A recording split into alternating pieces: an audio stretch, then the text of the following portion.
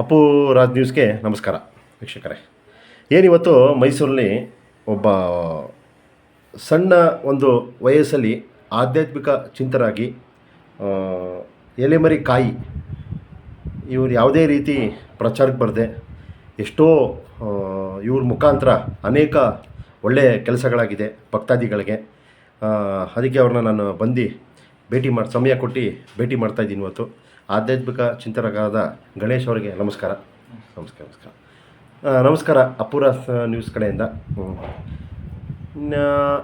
ಈ ಒಂದು ಏಜ್ಗೆ ನಿಮಗೆ ಆಧ್ಯಾತ್ಮಿಕವಾಗಿ ಯಾವ ರೀತಿ ನಿಮಗೆ ಮೈಂಡಿಗೆ ಬಂತು? ಈ ಏಜ್ಗೆ ಅಂತ ನಾನು ಹೆಚ್ಚು ಕಡಿಮೆ 15 ವರ್ಷ ಆಯಿತು. ನಮ್ಮ ತಾಯಿಯವರು 45 ವರ್ಷದಿಂದ ದೇವಿಯನ್ನ ಆರಾಧನೆ ಮಾಡ್ಕೊ ಬಂದಿದ್ದಾರೆ. 45 ವರ್ಷದಿಂದ ಅದನ್ನ ನಾನು ಒಂದು 15 ವರ್ಷದಿಂದ ಮುಂದುವರ್ಸ್ಕೊಂಡು ಹೋಗ್ತಾ ಇದ್ದೀನಿ. ಹೆಚ್ಚು ಕಡಿಮೆ ನಾನು ಒಂದು 4ನೇ ತರಗತಿ ಓದ್ಬೇಕಾದ್ರೆ ಇದನ್ನ ನಮ್ಮ ಮನೆಯಲ್ಲಿ ನಮ್ಮ ತಾಯಿಯವರು ಕಲಿಕೆಯನ್ನ ಕಡೆ ಗಮನ ಕೊಡು ಅಂತ ಹೇಳಿ ಇದನ್ನ ಸ್ಟಾರ್ಟ್ ಮಾಡಿಸಿದ್ರು.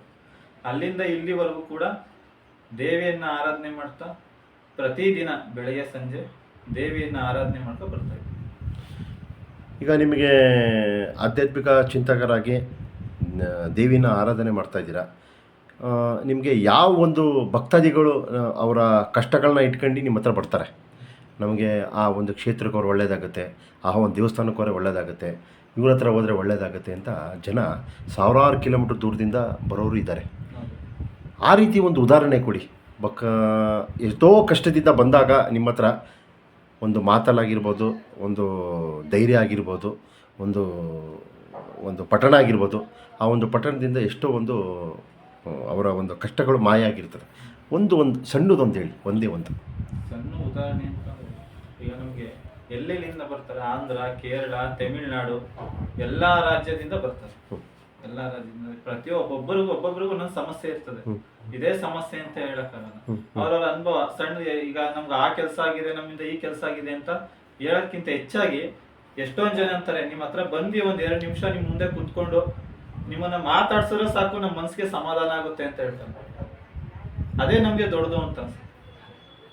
ನಮ್ಮಿಂದ ಇನ್ನೊಬ್ರಿಗೆ ಮನಸ್ಸಿಗೆ ಸಮಾಧಾನ, ನೆಮ್ಮದಿ ಸಿಗುತ್ತೆ ಅಂತಲ್ಲ, ಅದೇ ನಮ್ಗೆ ದೊಡ್ಡದು ಅಂತ ಅನ್ಸುತ್ತೆ. ಇಲ್ಲಿವರೆಗೂ ಸಾಕಷ್ಟು ಜನಕ್ಕೆ ಸಾಕಷ್ಟು ಒಳ್ಳೇದಾಗೈತೆ, ಅದೆಲ್ಲ ನಾನು ಹೇಳಕ್ ಇಷ್ಟಪಡಲ್ಲ. ಸಾಕಷ್ಟು ಮುನ್ನುಡಿಗಳನ್ನ ಕೊಟ್ಟಿದ್ದೀನಿ, ರಾಜ್ಯದಲ್ಲಿ ದೇಶದ ಮೇಲೆ ಏನಾಗ್ತದೆ ಅನ್ನೋದನ್ನ ಹೇಳಿದ್ದೀನಿ. ಈಗ ನೀವು ಪ್ರಚಾರಕ್ಕೆ ಬಂದೇ ಇಲ್ಲ ಆಧ್ಯಾತ್ಮಿಕ ಚಿಂತರಾಗಿ. ನನಗದು ಇಷ್ಟನೇ ಇಲ್ಲ. ಅವಧೂತರಾಗಿರ್ಬೋದು, ಏನೇ ಇದಾಗಿರ್ಬೋದು, ನಿಮ್ಗೆ ಏನು ಅನಿಸ್ತೀರಾ? ನಿಮ್ಮ ಬಗ್ಗೆ ಏನು ಅನ್ಬೇಕು ಅನಿಸ್ತದೆ? ಒಳ್ಳೆ ಪ್ರಶ್ನೆ. ನಾನು ದೊಡ್ಡ ಪಂಡಿತ್ನೂ ಅಲ್ಲ, ಪಾಮರನೂ ಅಲ್ಲ, ದೊಡ್ಡ ಗುರುನೂ ಅಲ್ಲ. ತಾಯಿ ಸೇವಕ, ಜಗನ್ಮಾತೆನ ನನಗೆ ಆದಂಥ ರೀತಿಲಿ, ನಮ್ಮ ತಾಯಿಯವ್ರು ಕಲಿಸ್ಕೊಟ್ಟಂಥ ರೀತಿಲಿ ನಾವು ಪೂಜೆ ಮಾಡಿಕೊಂಡು ಆರಾಧನೆ ಮಾಡಿಕೊಂಡು ಒಬ್ಬ ಆಧ್ಯಾತ್ಮಿಕ ಚಿಂತನೆಯನ್ನ ಮಾಡ್ಕೊಂಡು ಬಂದಿದ್ದೀನಿ ಅಷ್ಟೇ. ಅದು ಬಿಟ್ಟು ನಾನು ಯಾವುದೇ ರೀತಿ ದೊಡ್ಡ ವ್ಯಕ್ತಿ ಅಂತ ನಾನು ಖಂಡಿತವಾಗ್ಲೂ ಹೇಳಲ್ಲ. ನನಗೆ ಅದು ಇಷ್ಟನೂ ಇಲ್ಲ. ನನ್ಗೇನು ದೇವಿ ನಿಮ್ಗೆ ಸಣ್ಣದಾಗಿ ಆಕೆ ಸೇವೆ ಮಾಡಕ್ ಸಿಕ್ಕಿರೋದು ನಮ್ಮ ಸೌಭಾಗ್ಯ. ಆ ಸೇವೆ ಮಾಡ್ತಾ ಇದ್ದೀನಿ. 4-6 ಜನ ಬರ್ತಾರೆ, ಮಾತಾಡಿಸ್ತಾರೆ ಅಷ್ಟೇ. ನಾವು ಬನ್ನಿ ಅಂತ ಯಾರನ್ನೂ ಕರೆಯಲ್ಲ. ನಾನು ಒಂದು ಬೋಲ್ಡ್ ಕೂಡ ಹಾಕಿಲ್ಲ, ಬನ್ನಿ ನಮ್ಮ ಹತ್ರ ನಾವು ಇಂಥದ್ದು ಮಾಡ್ಕೊಡ್ತೀವಿ, ಅಂಥದ್ದು ಮಾಡ್ಕೊಡ್ತೀವಿ ಅಂತ ನಾನು ಹೇಳೋದು ಇಲ್ಲ.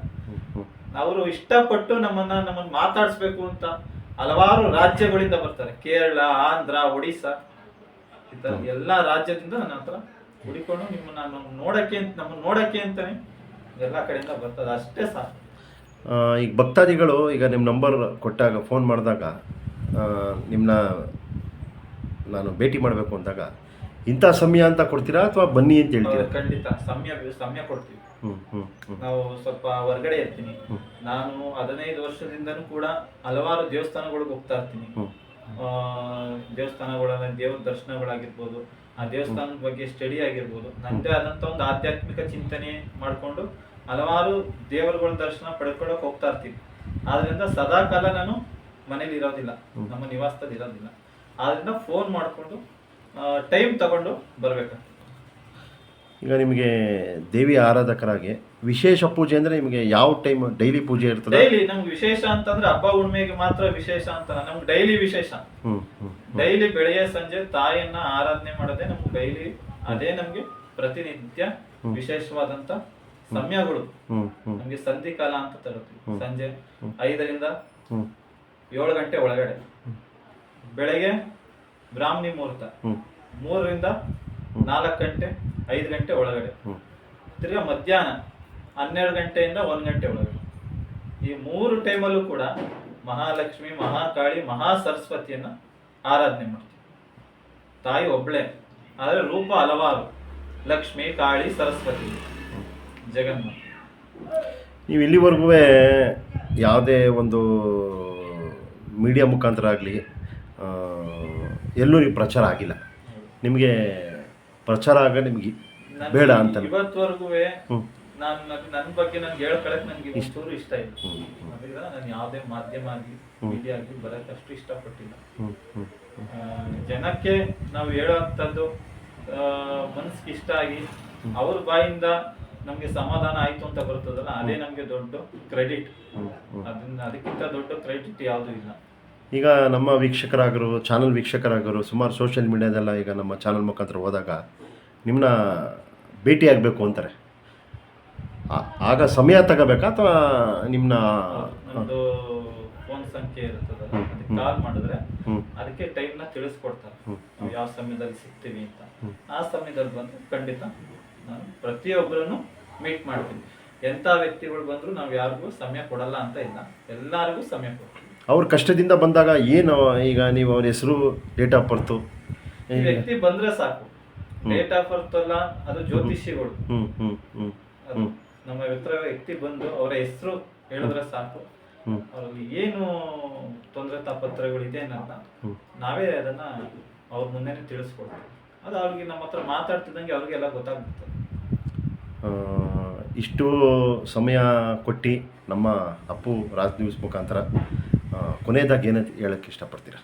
ಒಂದು ಸಮಾಜಕ್ಕಾಗಿರ್ಬೋದು, ಒಂದು ದೇಶಕ್ಕಾಗಿರ್ಬೋದು, ಒಂದು ಎಲ್ಲ ಜೀವರಾಶಿಗಳಾಗ್ಬೋದು, ಕೊನೆ ಉದ್ದೇಶ ಏನು ಹೇಳ್ತೀರಾ?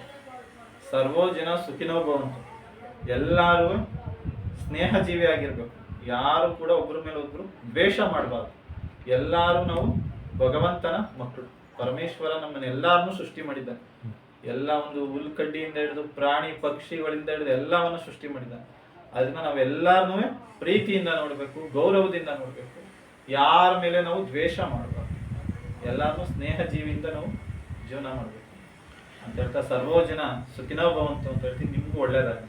ಇಷ್ಟು ಸಮಯ ಕೊಟ್ಟಿದ್ದಕ್ಕೆ ಅಪ್ಪು ರಾಜ್ ಮುಖಾಂತರ ಧನ್ಯವಾದಗಳು ಹೇಳ್ತಾ, ವೀಕ್ಷಕರೇ, ಆಧ್ಯಾತ್ಮಿಕ ಚಿಂತಕರಾದ ಗಣೇಶ್ ಅವರ ಸಂಖ್ಯೆ ಕೆಳಗಡೆ ನಾವು ಸಂಖ್ಯೆನ ಹಾಕಿರ್ತೀವಿ. ನಿಮಗೇನೇ ಕಷ್ಟ, ಪರಿಹಾರ, ಏನೇ ಯಾವುದೇ ರೀತಿ ನಿಮ್ಮ ಒಂದು ಕಷ್ಟಗಳು ಏನೇನು ಆಗು ಹೋಗುಗಳ ಬಗ್ಗೆ ಏನೇ ಕೇಳಬೇಕಾದ್ರೆ ಅವನ್ನ ಸಂಪರ್ಕ ಮಾಡ್ತಾ ಹೇಳ್ತಾ, ಅವ್ರು ಹೇಳ್ದಂಗೆ ಎಲ್ಲ ಜೀವರಾಶಿಗಳು ಎಲ್ಲ ಒಳ್ಳೆಯದಾಗಲಿ ಅಂತ ಹೇಳ್ತಾ, ಅಪ್ಪು ರಾಜ್ ನ್ಯೂಸ್ಗೆ ನಮಸ್ಕಾರ.